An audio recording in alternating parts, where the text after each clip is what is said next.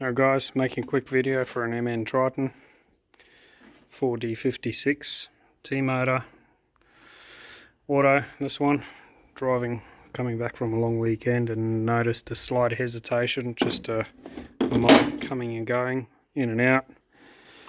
Luckily pulled over, pulled the top cover off, which is that one there, 4 bolts. Looked down and noticed this big one here is your time belt. The one down there is your balance belt, the engine balance belt, and has started to strip the teeth. Pulled over in time, checked it, noticed that it's bits and pieces like those ones over there floating around. And if you keep driving these, you do run the risk of those bits jamming into the big timing belt, the one that runs your cam, your fuel pump, and that can lead to catastrophic engine failure. It is pretty common in these. Change them, they reckon 105,000 Ks. This one's done 197, so it was due at 210. Yeah, they are renowned for going anywhere from 60,000 Ks upwards.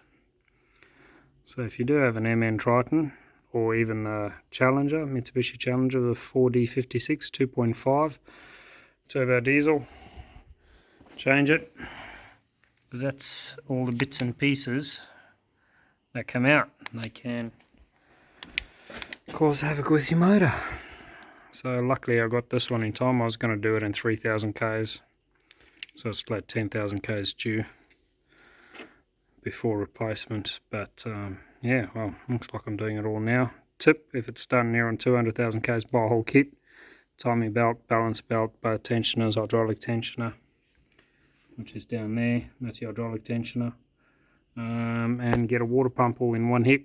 You do it all in one, you know it's gonna save you in the long run.